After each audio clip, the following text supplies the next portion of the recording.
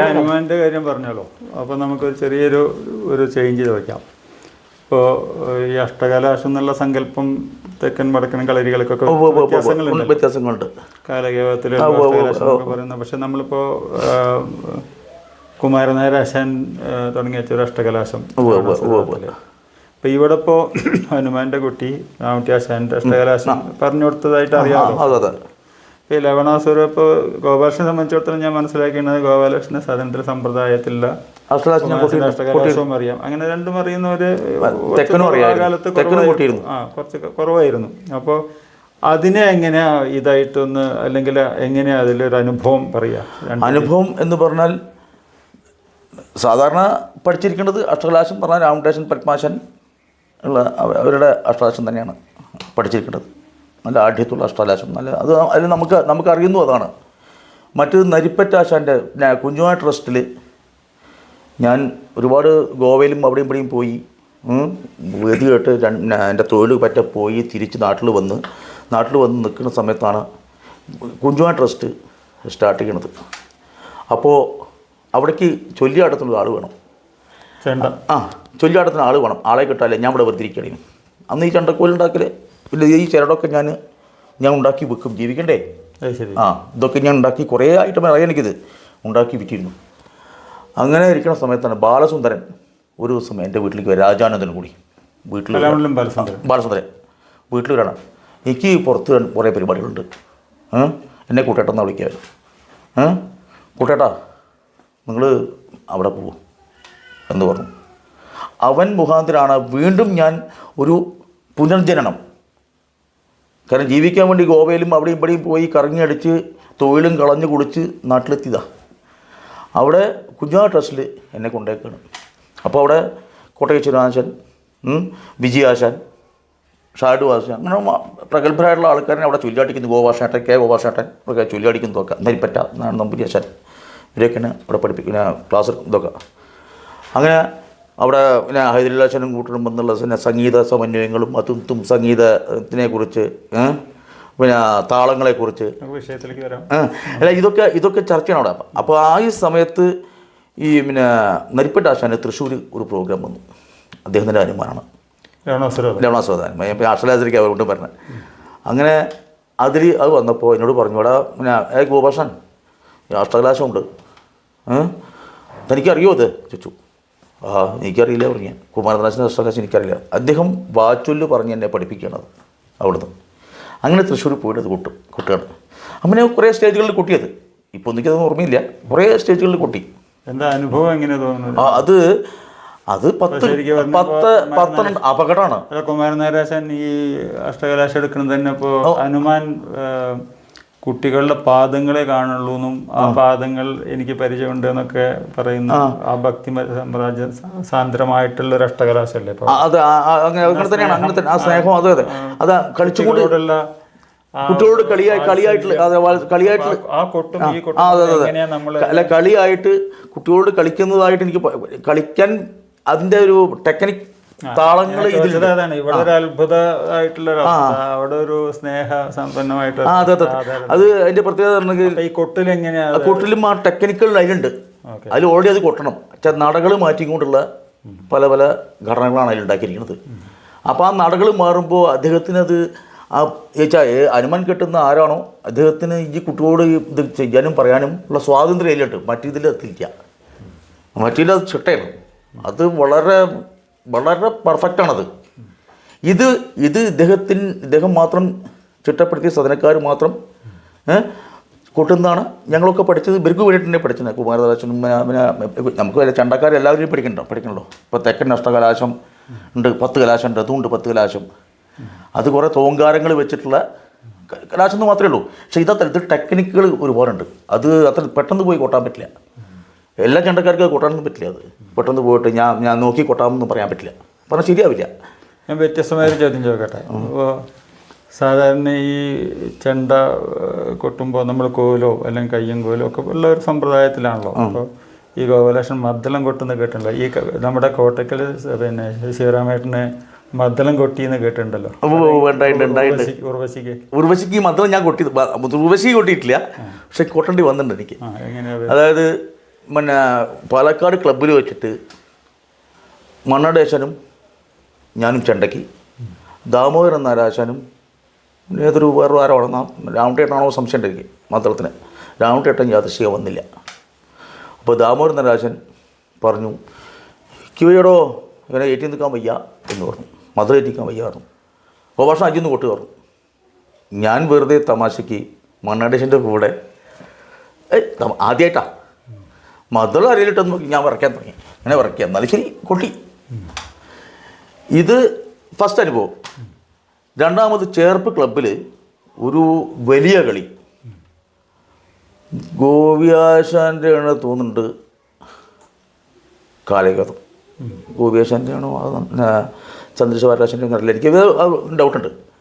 അതിൻ്റെ മുമ്പേ അത് കഴിഞ്ഞ് നരകാസുരനാണ്, പിന്നെ കുമാരനാരാശൻ്റെ നരകാസുരൻ ആണ്.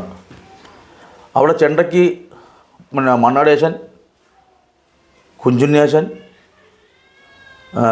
ഈ പിന്നെ ആരോ പിന്നെ ഇത് കൊടുന്ന് പിന്നെ വിജയശേട്ടനാ പോകുന്നുണ്ട്, വിജയശേട്ടനുണ്ട്, പിന്നെ ഞാൻ, പിന്നെ ആരോ ഒരാൾ കൂടി ഉണ്ട്, 5-6 ചണ്ടക്കാരുണ്ട്.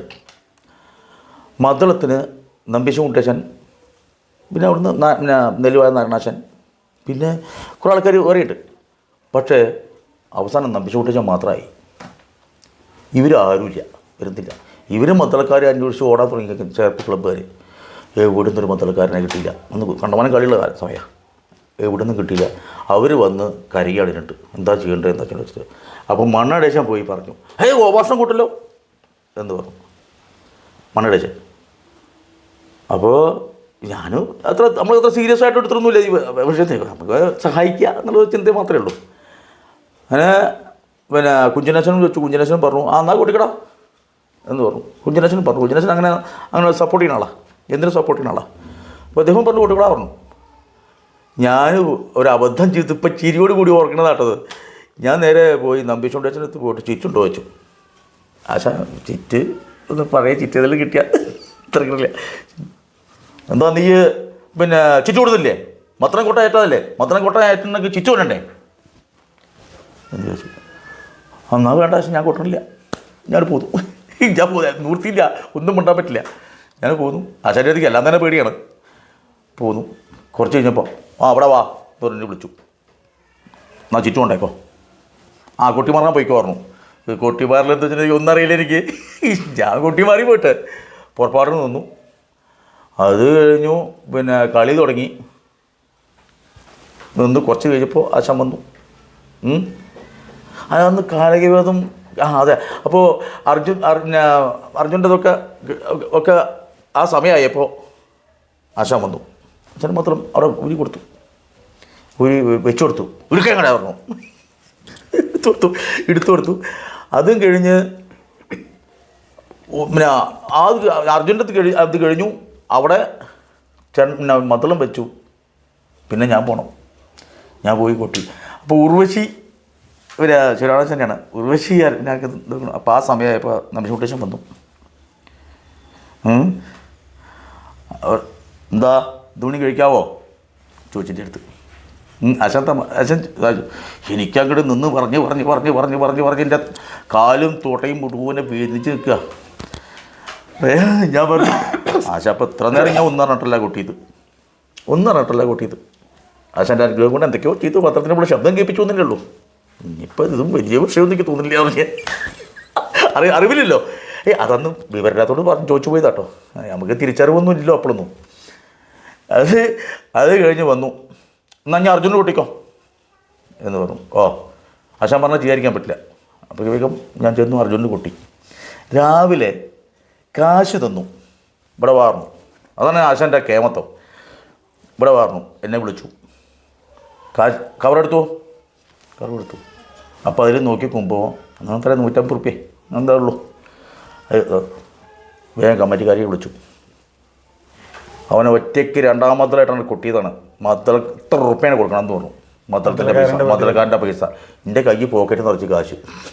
ആശ പറഞ്ഞു വിളിച്ച് ചെണ്ടക്കാരനായിട്ട് 5 ചെണ്ടക്കാരൻ്റെ കാശാണ് തന്നത്. കേളി കൊട്ടാനുള്ള ഒരാൾക്ക് കാശാണ് തന്നത്. പക്ഷേ മദ്ദളക്കാരൻ്റെ കിട്ടിയതിക്ക് രണ്ടാം മദ്ദളക്കാരൻ്റെ കാശ് അന്നത്തെ ടോപ്പിൽ കാശ് എത്രയും നീ ഓർക്കുന്നില്ല. എൻ്റെ പോക്കറ്റ് നിറച്ച് കാശ് നമ്പിച്ചോട്ട് ചെയ്തതാണ്. അതൊന്നും ഞാൻ മറക്കില്ല ഒരിക്കലും.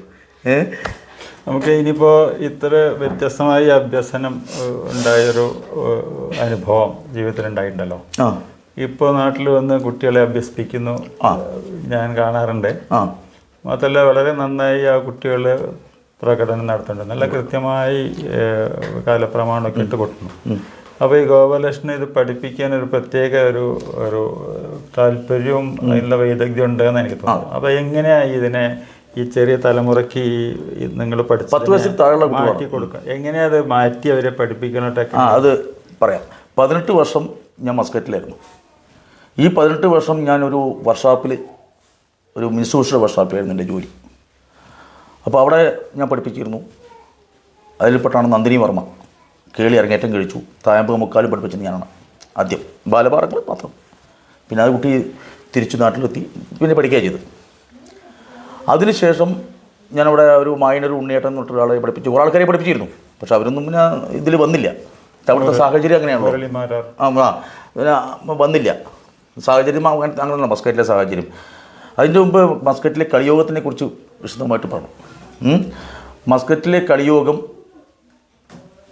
അപ്പം എനിക്ക് ആദ്യം മുതൽക്ക് പറയേണ്ടി വരും. ഞാൻ മസ്കറ്റിലെത്താൻ മസ്കറ്റിലെത്താൻ ഉള്ള കാരണം കൂടി പറഞ്ഞു.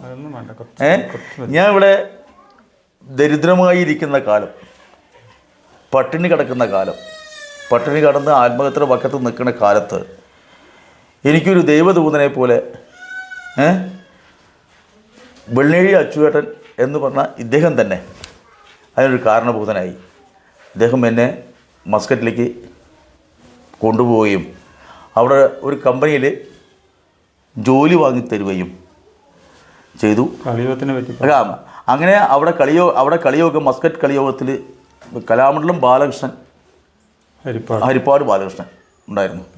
അത് അദ്ദേഹം, പിന്നെ ഉണ്ണിയേട്ടൻ ഉണ്ടായിരുന്നു, കലാനിലയം ഉണ്ണികൃഷ്ണൻ എന്ന് പറഞ്ഞ ആളുണ്ടായിരുന്നു. പിന്നെ മുരളിയേട്ടൻ ഉണ്ടായിരുന്നു, കലാമണ്ഡലം മുരളി എന്ന് പറഞ്ഞ അദ്ദേഹം ഉണ്ടായിരുന്നു, ഹരിദാസ്. അങ്ങനെ ഒരു കുറച്ച് ആൾക്കാരുണ്ടായിരുന്നു. അവരുടെ കളിക്ക് കൊട്ടാരമായിട്ട് ആണ് എന്നെ ഇവിടുന്ന് ഈ അച്ചോട്ടൻ കൊണ്ടുപോയത് തന്നെ. അങ്ങനെ അവിടെ ചെന്ന് കളിക്കൊക്കെ കൂട്ടി. പിന്നെ ഓരോരുത്തരായിട്ട് അവിടുന്ന് പോകുന്നതോടുകൂടി അവിടുത്തെ കളി നിശ്ചലമാവുക ചെയ്തു. പിന്നെ കളി ഉണ്ടാവില്ല.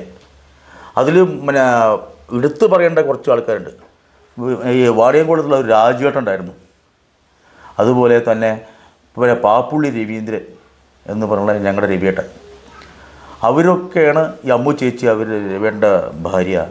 ഇവരൊക്കെ ആയിരുന്നു പിന്നെ അന്ന് എന്നെ അവിടെ നിന്ന് പോറ്റിയിരുന്നെന്ന് വേണം പറയാൻ. അതൊരു സത്യമായിട്ടുള്ള കാര്യമാണ്. പോറ്റിയിരുന്നു എന്ന് വേണം പറയാൻ. പറഞ്ഞു നിർത്തിയത് കലാനിലയത്തെ അഭ്യസന കാലം പറഞ്ഞു. ഈ അഭ്യസന കാലത്തിനൊപ്പം നമ്മൾ അവിടെ അഭ്യസന കളരിയിൽ, ചൊല്ലിയാട്ട കളരിയിൽ കയറിയ ആ അനുഭവം, അവിടുന്ന് അരങ്ങലുണ്ടായ അനുഭവം ഒന്നുകൂടി പറഞ്ഞു തീർക്കില്ലേ? കലാനിലയത്തിൽ എല്ലാ പ്രഗത്ഭരായിട്ടുള്ള ചണ്ടക്കാരും പ്രഗത്ഭരായിട്ടുള്ള വേഷക്കാരും അന്ന് കളികൾക്ക് പങ്കെടുത്തിരുന്നു. അപ്പോൾ രണ്ടാം ചണ്ടക്കാരനായിട്ട് കുഞ്ചിനാശൻ്റെ കൂടെയും ബലരാമാശൻ്റെ കൂടെയും മണ്ഡലേശൻ്റെ കൂടെയും അച്ഛൻ അങ്ങനെ എല്ലാവരുടെ കൂടെയും കേശവാശൻ്റെ കൂടെ ഒക്കെ കൊട്ടാനുള്ളൊരു ഭാഗ്യം, കൂടെ കൂട്ടിയിരിപ്പ് ഉള്ള ഒരു പരിചയം ഉണ്ടായിരുന്നു എനിക്ക്. അത് പിന്നീട് എൻ്റെ ജീവിതത്തിൽ അവിടുന്ന് കോഴ്സ് കഴിഞ്ഞ് ഇറങ്ങി പട്ടികാവടി സ്മാരകത്തേക്കാണ് വന്നത്. പിന്നെ അവിടെ തന്നെ നിൽക്കട്ടെ. നമ്മളിപ്പോൾ അവിടെ കുട്ടനാശൻ്റെ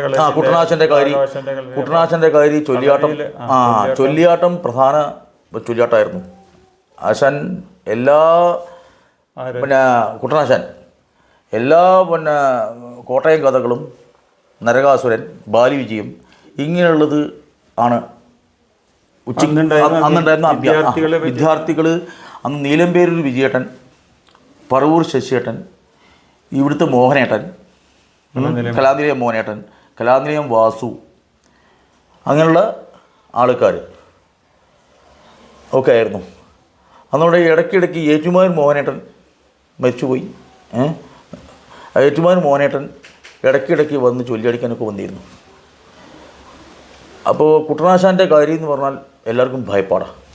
അദ്ദേഹം വളരെ ചിട്ടയോട് കൂടി ഒരു ദാക്ഷിണ്യവും ഒന്നും പ്രതീക്ഷിക്കേണ്ട അങ്ങനെയുള്ള ചൊല്ലിയാട്ടാണ്.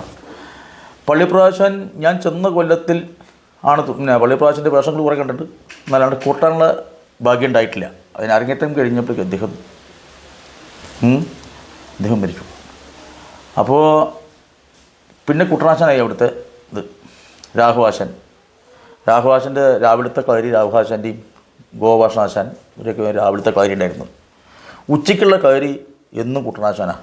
അപ്പോൾ കുട്ടനാശാൻ്റെ മുമ്പേ പള്ളിപ്രാശാനാണ് ചൊല്ലിയടിക്കുക. പള്ളിപ്രാശാൻ്റെ ചൊല്ലിയാട്ടവും വളരെ കേമായിരുന്നു. ചൊല്ലിയടിക്കൽ രീതി വളരെ കേമായിരുന്നു. അന്നൊന്നും എനിക്ക് കളരി കൊട്ടാരായിട്ടില്ല. പള്ളിപ്രാശാൻ ചൊല്ലിയടിക്കുന്ന സമയത്ത് കളരി കൊട്ടാരായിട്ടില്ല. ഇപ്പുറത്ത് നിന്ന് മുട്ടികൊണ്ട് കൊട്ടാരായിട്ടുള്ളൂ. താഴത്തിനിട്ട് കുഞ്ചിനേശം കൊട്ടും താഴത്ത് നിന്ന് മുട്ടികൊണ്ട് കൊട്ടലായിരുന്നു.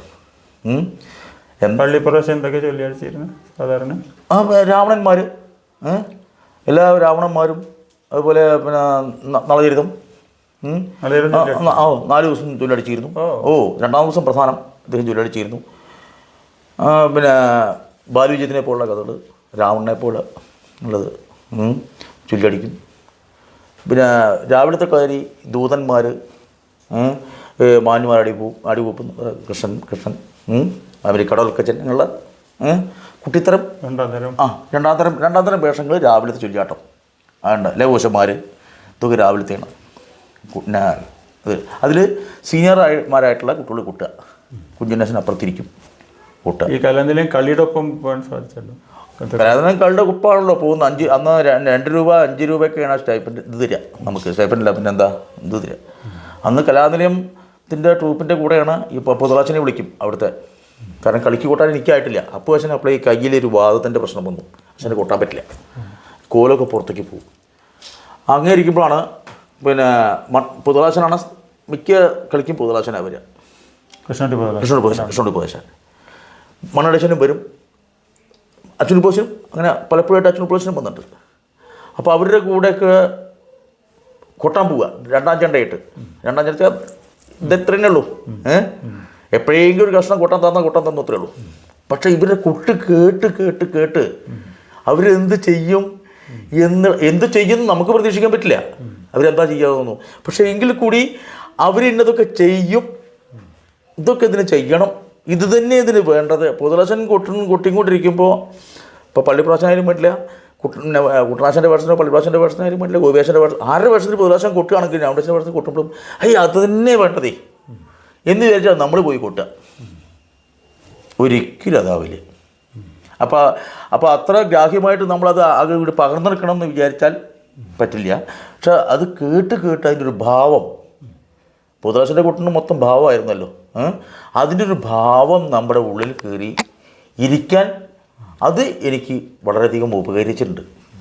ആയാങ്കുടേശൻ്റെ കൊട്ട് എന്ന് പറഞ്ഞാൽ ടെക്നിക് കൊട്ടുകളാണ്.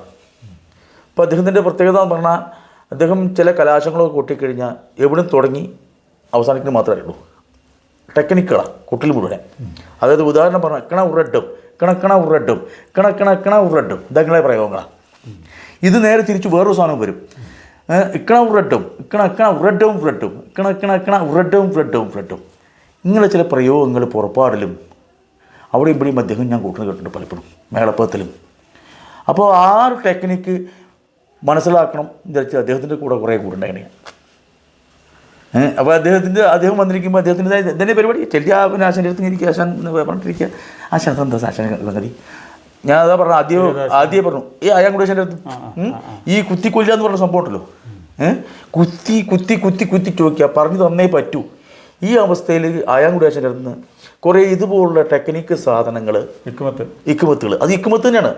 അത് കുറച്ച് ഞാൻ അന്ന് വശപ്പെടുത്തി അത് പിൽക്കാലത്ത് പല സ്ഥലത്തും ഞാൻ ഉപയോഗിച്ചിട്ടുണ്ടെന്നാണ് എനിക്ക് തോന്നുന്നത്. ഈ കുട്ടികളെ പഠിപ്പിക്കുമ്പോൾ എന്തൊക്കെ ഇതിൽ ഉപയോഗിക്കുക? പഠിപ്പിക്കും എന്നാൽ ശരി എന്ന് പറഞ്ഞാൽ ഞാൻ ഞാൻ നല്ല കണ്ടമാനം ആലോചിച്ചിട്ടാണ് ഈ പഠിപ്പിക്കൽ ശൈലിയിലാക്കി. ഒരു കൊല്ലം കൊണ്ടോ 2 കൊല്ലം കൊണ്ടോ ചെറിയ കുട്ടികളെ എങ്ങനെ നമുക്ക് നമ്മുടെ പരിധിയിൽ വരുത്താൻ പറ്റും എന്ന് കുറേ ചിന്തിച്ചു. ഞാൻ ഇപ്പോൾ വളരെ ചെറിയ കുറച്ച് കാലം കൊണ്ട് കുട്ടികൾ കേളി കൊട്ടുന്നു.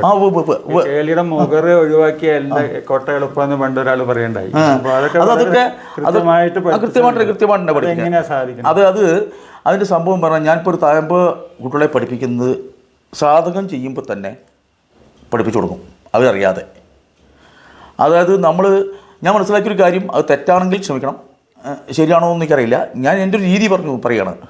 അതായത് നമ്മൾ സ്കൂളിൽ പഠിക്കുന്ന കാലത്ത് 1 മുതൽക്ക് 100 വരെ എണ്ണാൻ പറയും ടീച്ചർ. അത് കഴിഞ്ഞ് ടീച്ചർ പറയും 100 മുതൽക്ക് കീഴ്പ്പെട്ട് എണ്ണാൻ പറയും. നമുക്ക് ബുദ്ധിമുട്ടാണ്. 100-ന്ന് കീഴ്പ്പെട്ട് 99, 98, 97 പറഞ്ഞിട്ട് വരാൻ വലിയ പാടാണ്. അപ്പോൾ ഇത് ഒരു ചെറിയ കുട്ടിയെ ചിന്തിക്കാൻ പ്രേരിപ്പിക്കും.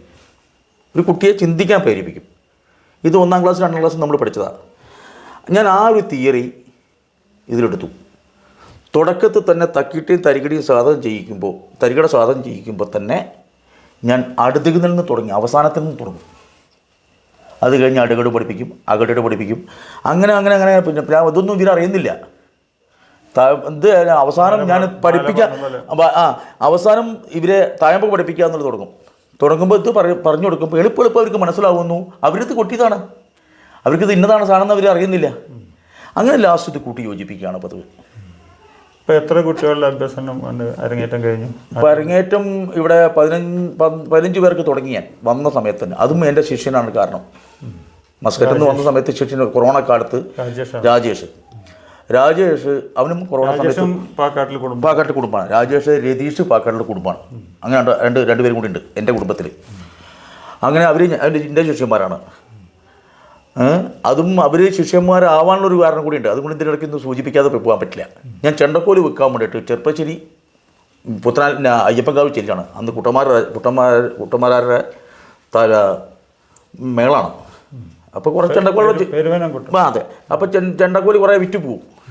അപ്പോൾ കോലും കൊണ്ട് സഞ്ചിയായിട്ട് വലിയൊരു സഞ്ചി കോലും 100 കോലുമായിട്ടാണ് ചെല്ലാണ്. അപ്പോൾ ചെന്നപ്പോൾ അന്ന് ബലരാമാശാൻ്റെയും അവിടെ കല്ലൂർ രാമട്ടേട്ടുണ്ട്, ഇവരൊക്കെ ഇരിപ്പുണ്ട്. അപ്പോൾ ഞാൻ അവിടെ നിന്നിട്ട് അവർക്ക് കോലോ കാട്ടിക്കൊടുത്ത് രാമട്ടേട്ടൻ കൂട്ടി നോക്കുന്നുണ്ട്, ബലരാമാശൻ നോക്കുന്നുണ്ട്, ഇവരൊക്കെ നോക്കുന്നുണ്ട്. ഈ സമയത്ത് പിന്നെ കല്ലൂർ രാമട്ടേട്ടൻ വളരെ വിഷമത്തോട് കൂടിയിട്ട് എന്നോട് പറയുക, ഗോപാഷ നീ ഇങ്ങനെ പിന്നെ ചെണ്ടക്കോല് വിറ്റ് നടക്കേണ്ട ഒരാളല്ലോ പൂരപ്പറമ്പ് കൂടെ എന്ന് പറഞ്ഞു. ദരിദ്രം കൂട്ടാണേ മാക്കേണ്ട ആളല്ലോ. ഞാൻ എടുത്തടിക്ക് പറഞ്ഞു, എന്നാൽ പിന്നെ രാമട്ടേട്ടാ ഒരു കാര്യം ചെയ്യും, നിങ്ങളെങ്ങളുടെ കൂട്ടത്തിൽ തന്നെ കൂട്ട്, ഞാൻ മേളമൊക്കെ പഠിച്ചതാ, നിങ്ങൾ പറഞ്ഞിറങ്ങി പഠിക്കുകയും ചെയ്യാം, നിങ്ങളുടെ കൂട്ടത്തിൽ കൂട്ടും പറയാം. അപ്പോൾ ഒരു വ്യക്തിയുടെ പേര് നിങ്ങളോട് ചോദിക്കരുത്, ഒരു വ്യക്തി അവിടുന്ന് പറഞ്ഞു, ഇത് നിങ്ങളെപ്പോലുള്ള ആൾക്കാർക്ക് പറഞ്ഞതല്ല, ഇത് പൊതുവാൾ മാരാര് എന്ന് പറഞ്ഞൊരു വിഭാഗത്തിന് പറഞ്ഞതാണ് ചെണ്ടകൊട്ട്, നിങ്ങൾക്ക് പറഞ്ഞതല്ല ആക്കും. അപ്പോൾ അവിടുന്ന് രാമട്ടേട്ടന് ഉടനെ അയാളെ തടയുക, ബലരാമാശാനും തടഞ്ഞു. എനിക്കത് വളരെ വിഷമായി, സങ്കടമായി.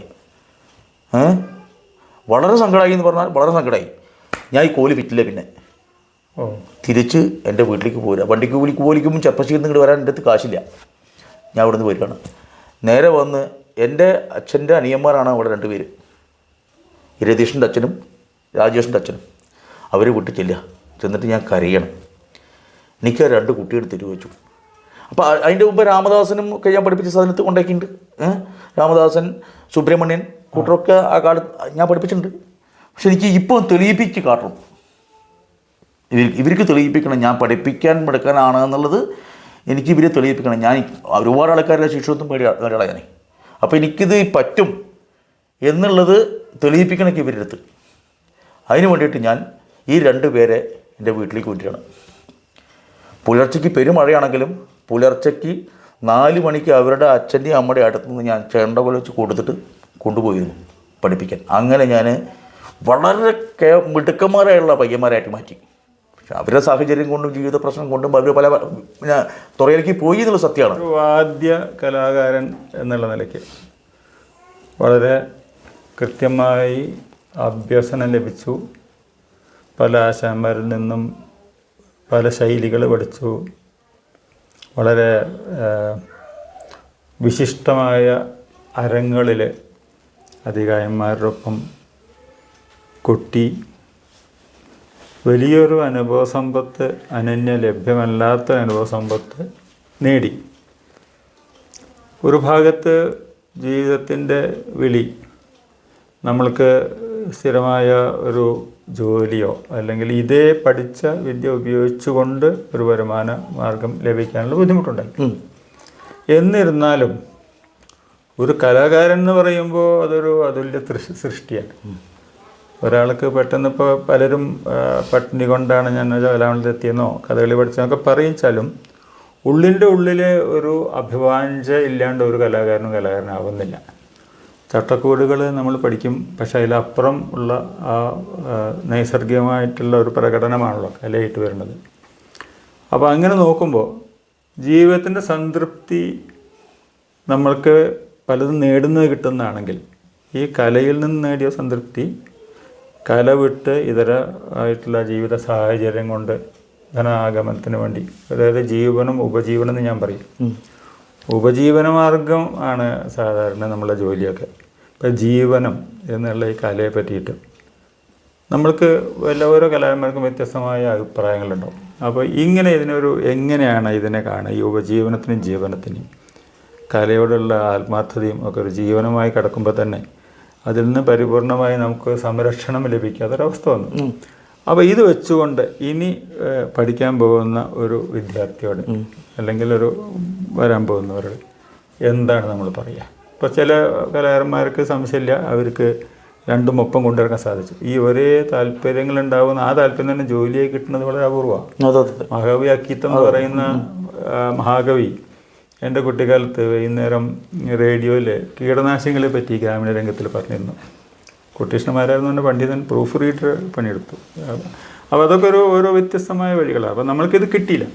അപ്പോൾ ഇതിനെങ്ങനെയാണ് നമ്മൾ നോക്കിക്കാണുക? എന്താ കാഴ്ചപ്പാട് ഒരു കുട്ടിയോട് പറയുമ്പോൾ നമ്മുടെ കാഴ്ചപ്പാട്? ഉപജീവനം അത് ജീവിതത്തിൽ അത്യാവശ്യമായൊരു ഘടകമാണ്. ഉപജീവനം ഇല്ലാതെ പറ്റില്ല. കുടുംബം, പ്രാരാബ്ദം, പ്രശ്നങ്ങൾ, കുട്ടികളെ കല്യാണം കഴിച്ചു കൊടുക്കുക, അത് ചെയ്യുക, അവരുടെ പ്രസവങ്ങൾ, അതൊക്കെ എല്ലാ കുടുംബത്തിലും എല്ലാവർക്കും ഉള്ളൊരു, എല്ലാ കലാകാരന്മാർക്കും കല കൊണ്ടുനടക്കും.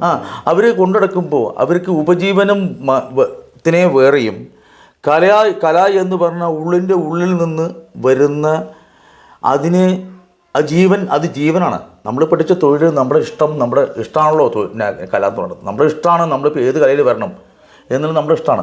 ഈ ഇഷ്ടത്തെ നശിപ്പിക്കാതെ തന്നെ ഇഷ്ടത്തെ ആക്കാനുള്ളൊരു വഴികൾ അത് നമ്മൾ സ്വന്തം തിരഞ്ഞെടുക്കേണ്ടതാണ്.